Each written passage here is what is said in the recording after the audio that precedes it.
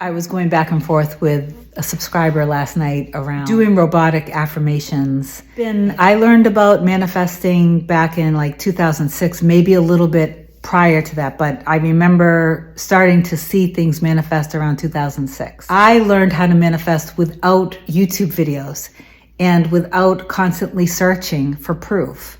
I made a choice early on that I trusted that this was true. It resonated with me as soon as I learned about it, and I trusted that this was true, and I made a decision early on. It just hit me one time. I remember thinking, I was in the shower, and I remember thinking, wait a minute, I can install the belief that encompasses everything, that I understand this. And, it's a wonderful feeling to be living out your life purpose.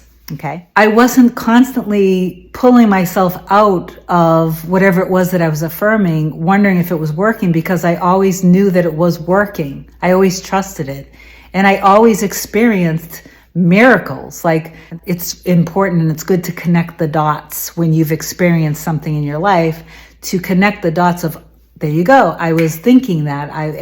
So I spent years and years and years documenting my spiritual proof in this.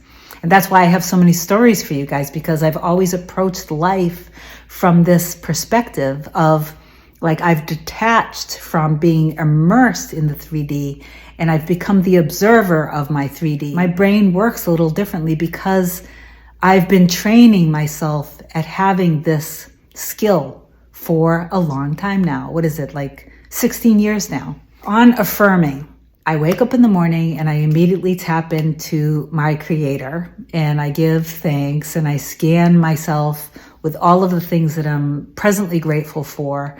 I go from within my body to without. I appreciate my beauty. I appreciate, the type of person I am, who I am.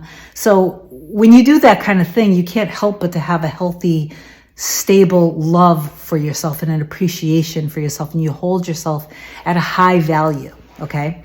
So then when I'm there and my cup is full, then at that point, I usually bring, the people that I love in, and they're affirming that to me as well. So I'll bring in my other half, my person, and then I'll bring like my mom, and I'll bring other people in my life. And I'm just like, there's just like this super healthy exchange of just goodness and pure love, unconditional love, happy, healthy, blissful interactions, stability, security, things like that. Whatever I'm affirming for, I'll just kind of live in the end, in the first 10, 20 minutes of my day, just kind of in that yummy space of affirming, having inner conversations that back up my affirmations, doing some imaginal acts, and just feeling really, really good and really strong. I'm now on my mental diet, and I know that my intention behind the mental diet is that I know that I'm keeping my thoughts clear. I'm continuing to be the observer of them.